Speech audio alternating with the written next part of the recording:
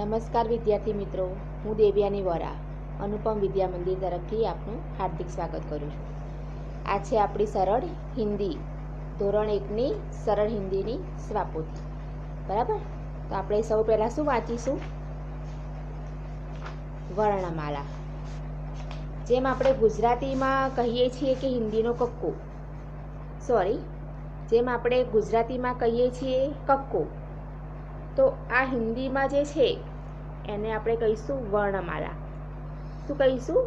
વર્ણમાલા. તો એકવાર આ વાંચીને પછી આપણે થોડાક આગળ વધીશું. બરાબર, આપ સૌએ મારી સાથે વાંચવાનું છે.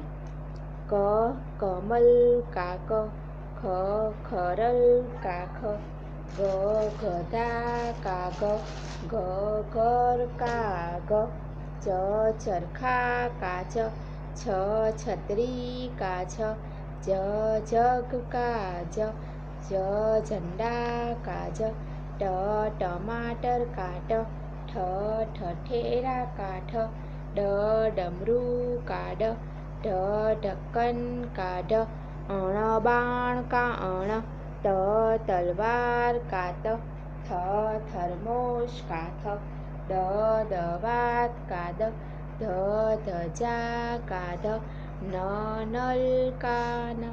બરાબર, હવે આપણે પાનું ઉલટાવીશું. આપ સૌએ મારી સાથે વાંચવાનું છે. બરાબર,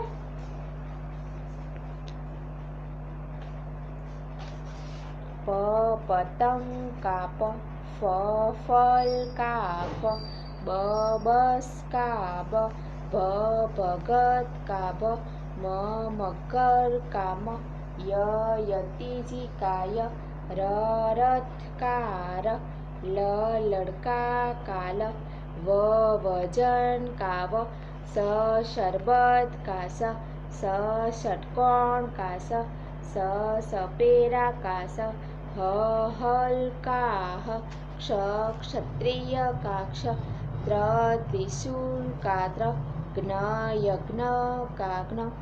આ હતી આપણી વર્ણમાલા. બરાબર, હવે નીચે તમને જે શબ્દો દેખાય છે, શબ્દો અને ચિત્ર, તો આને આપણે કહીશું સ્વરો. શું કહીશું? સ્વરો.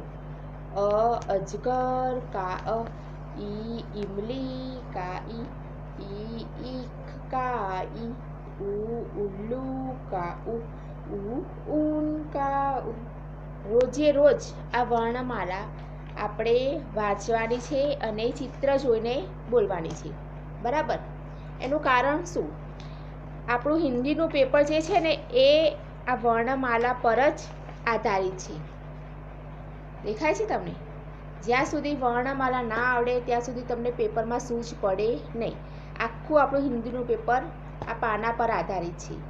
બરાબર, તો હવે આપણે આગળ વધીશું. આ બધું આપણે ભણી ચૂક્યા છીએ. રેખાંકનોનો મહાવરો કરવાનો. બરાબર, યાદ આવી ગયું? જે આપણે ગયા અઠવાડિયે ભણી ચૂક્યા હતા.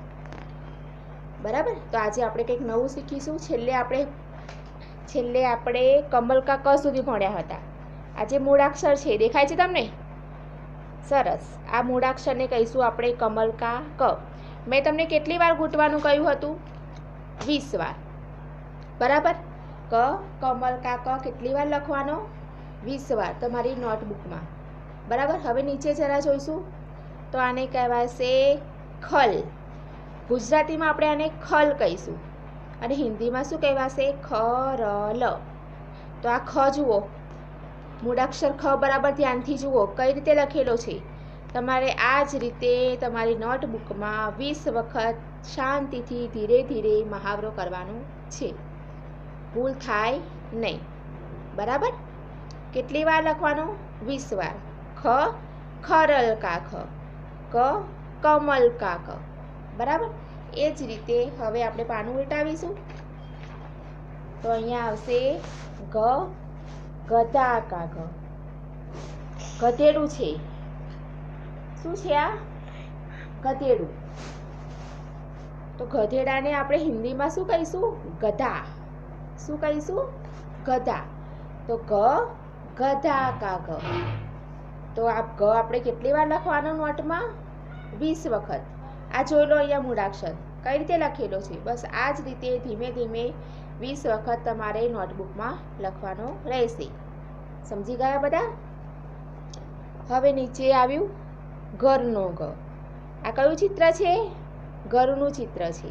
તો ઘરનો ઘ. આ મૂળાક્ષર પણ આપણે 20 વખત લખીશું. અહીંયા જોવાનું છે અને નોટબુકમાં 20 વાર લખવાનું છે. ભેગું ભેગું કોઈએ લખવાનું નથી. સમજી ગયા બધા? હવે આપણે આવીશું અહીંયા ચ.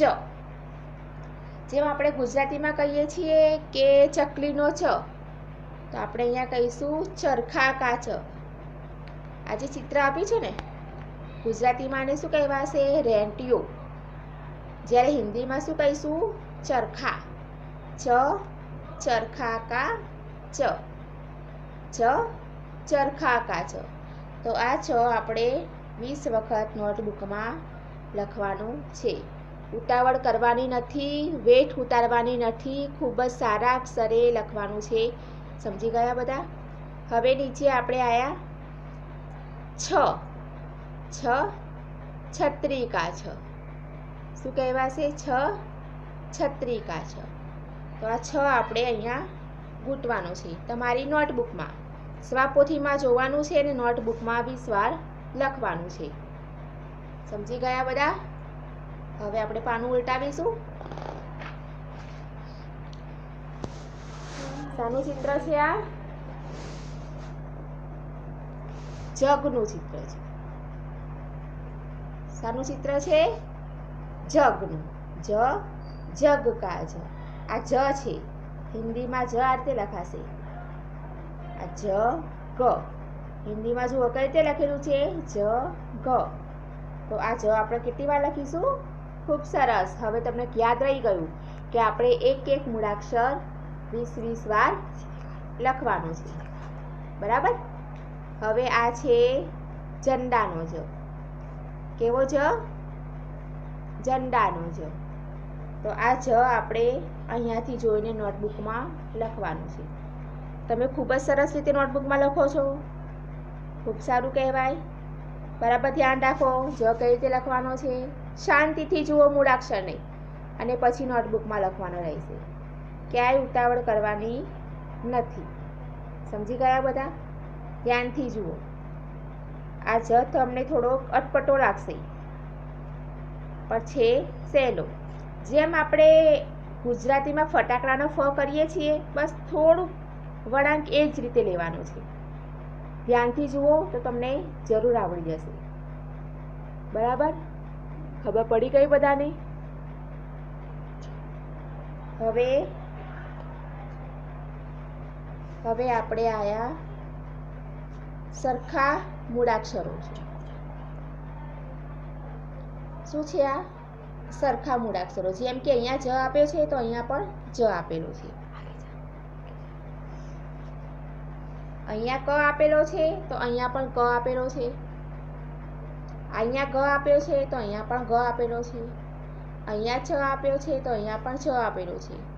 તો આપણે શું કરવાનું છે? સરખા સરખા મૂળાક્ષરો જોવાના છે અને પછી આપણે એને જોડવાના છે.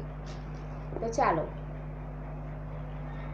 હું તમને જોડાવું કઈ રીતે કરીશું. આપણે આ જ છે તો જને આપણે કઈ રીતે જોડીશું? આ જ છે તો અહીંયા સામે આપણે જ શોધવાનો છે. કેવો જ છે? જ ઝંડાનો જ છે. કેવો જ?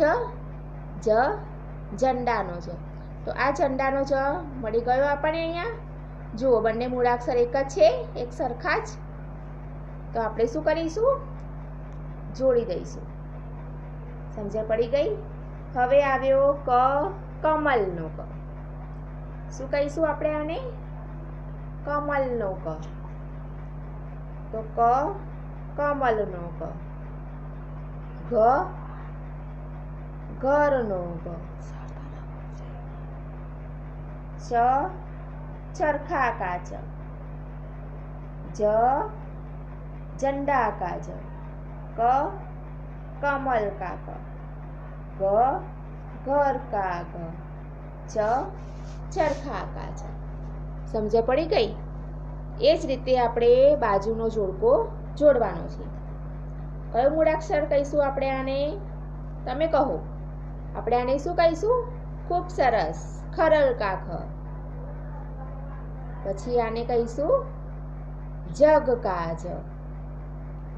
નીચેનું છે ગધા કા ગ અને એની નીચે છે છત્રી કા છ.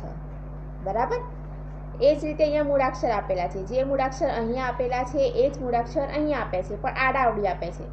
તો આપણે આ ખરલનો ખ અહીંયા આપ્યો છે, તો આપણે અહીંયા શોધવાનો છે કે આવો ખરલનો ખ અહીંયા ક્યાં છે. તો ચાલો મારી સાથે શોધો બધા, અને તમે મને કહો ખરલનો ખ ક્યાં આપેલો છે. તો આ રહ્યો ખરલનો ખ. બંને સરખા છે, તો આપણે જોડી દઈશું. હવે આવી ગયો જગનો જ. તો અહીંયા છે જગનો જ, તો આપણે આને જોડી દઈશું. હવે છે ગધાનો ગ. શું છે? ગધાનો ગ. તો ગધાના ગ પર આપણે જોડી દઈશું. હવે આને આપણે કહીશું છત્રિકા છ. શું કહીશું? છત્રિકા છ. તો આ જોડકો આપણે જોડી દઈશું. બરાબર. આ હતું આપણું યુનિટ 18. બરાબર જુઓ. આ યુનિટ બરાબર જુઓ અને નોટબુકમાં લખવાનું રહે. બરાબર. નોટબુકમાં આ યુનિટ લખવાનું છે. સૌ પહેલાં શું લખવાનું? યુનિટ 18. પછી આ એની સૂચના છે. શું કહીશું આપણે એને? સૂચના કહીશું કે સરખા હિન્દી મૂળાક્ષરો લીટી દોરીને જોડો.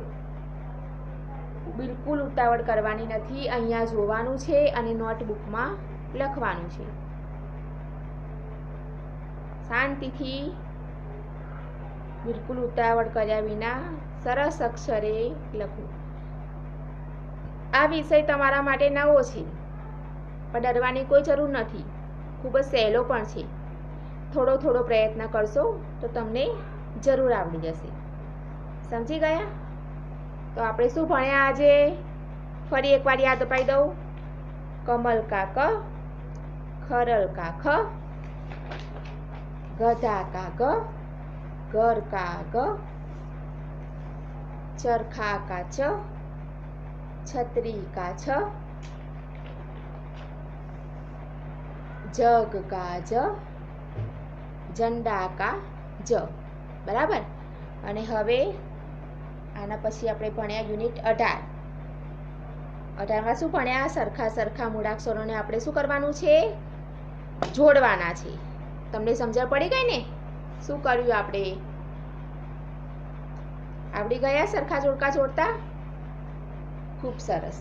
તો આજનું આપણું આ લેસન છે ક થી જ સુધીનું. ક થી લઈને જ સુધી. ક, ખ, ગ, ઘ, ચ, છ, જ અને જ. આ કેટલી વાર ઘૂંટવાનું છે? 20 વાર. અને પછી આપણે શું કરવાનું છે? જોડકા જોડવાના છે. બરાબર. તો જૂન મહિનાનો આપણો હિન્દીનો આ અભ્યાસક્રમ આજે પૂરો થઈ ગયો. સમજી ગયા બધા? બરાબર. તો આવતીકાલે આપણે એક નવા વિષય સાથે મળીશું. ત્યાં સુધી નમસ્કાર.